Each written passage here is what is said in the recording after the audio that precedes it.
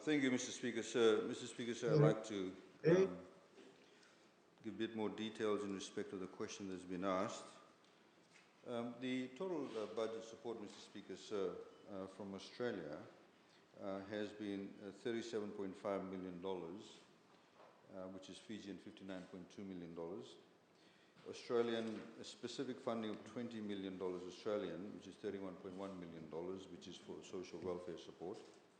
And the New Zealand budget support of $40 million New Zealand dollars, which is 59.4 million Fijian dollars. Mr. Speaker, sir, the Australian funds have been received. One tranche is still left, and we're in the process of facilitating that. The New Zealand funds that have been pledged is still in the process of facilitating the transfer of the funds to the Fijian government. Mr. Speaker, sir, as I mentioned in the introduction, the Australian budget support is $37.5 million, 59.2 Fijian, and there's a specific Australian social welfare support of $20 million, which is $31.1 million.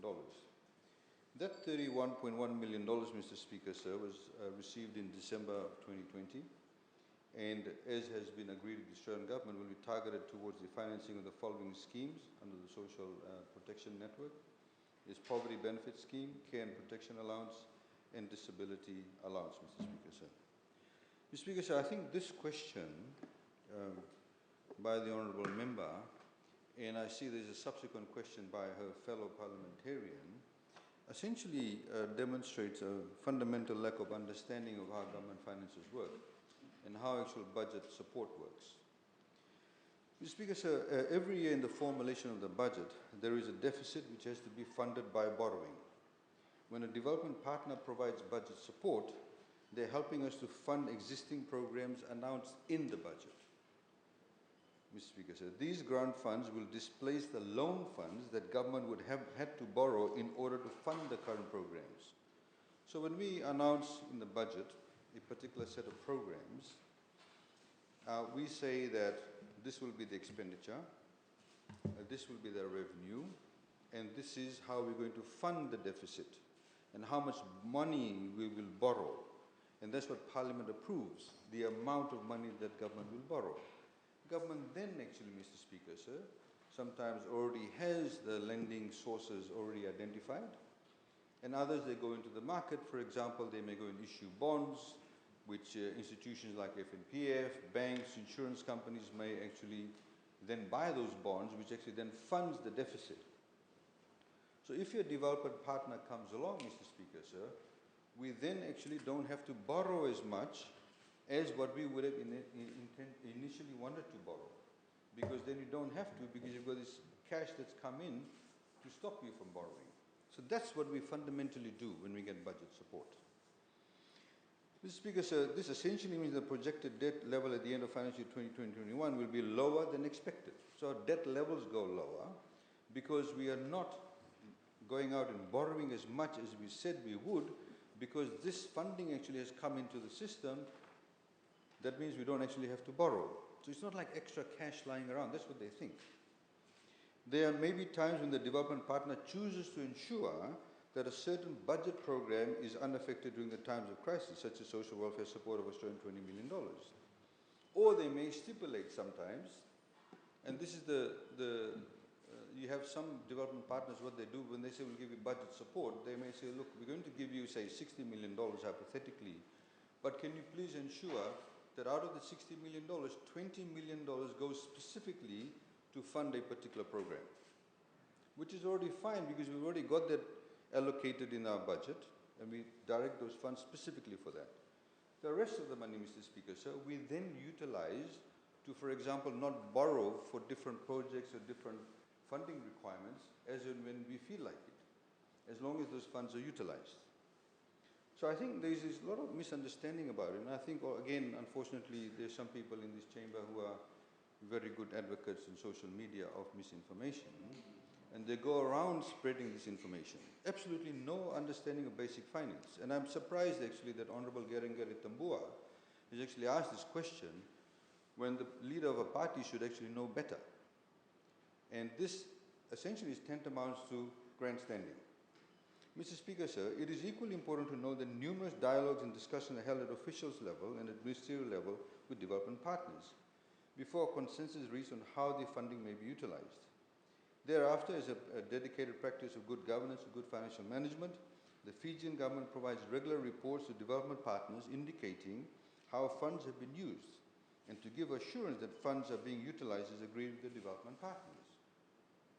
Mr. Speaker, sir, let me just also highlight how, and I've said this before in this Parliament, how we have utilized funds in the past year or so. Over $200 million has been spent directly by the Fijian government on COVID-19 assistance program, unemployment support for the formal sector, unemployment benefit for the formal sector, $161 million for unemployment assistance paid directly by government. MSME, concessional loan funding, $30 million paid to over 5,000 MSMEs. The $90 cash M-Pesa, $10.6 million paid out to 118,000 Fijians in the informal sector. And as announced by the Honourable Prime Minister on the weekend. Another rollout of M-Pesa, and this time, Mr. Speaker, sir, is going to be spread throughout Viti Levu.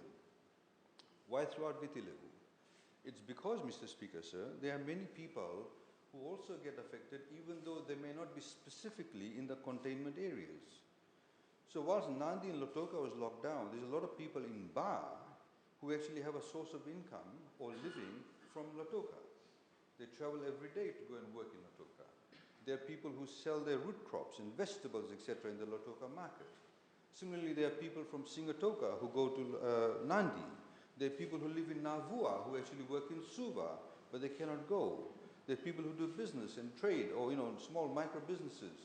So this is why we took a decision, Mr. Speaker, sir, as announced by the Prime Minister, that we'll expand it to the entire Viti Levu. And we've done the $50. And as we found, Mr. Speaker, sir, when we gave the $90 to 118,000 Fijians, is that there were some people, of course, who were trying to double dip. There were some people who, whilst getting $220 a fortnight, also wanted to get the $90. But unfortunately, we find these people doing this, a lot of people do it all the time. So this $50 round has been announced to see and ensure that we give it to the right people get it, right people apply for it. And the difference this time, Mr. Speaker, says this. In the last $90 M-Pesa give out, it was per household. This time, if people are listening, we said per person.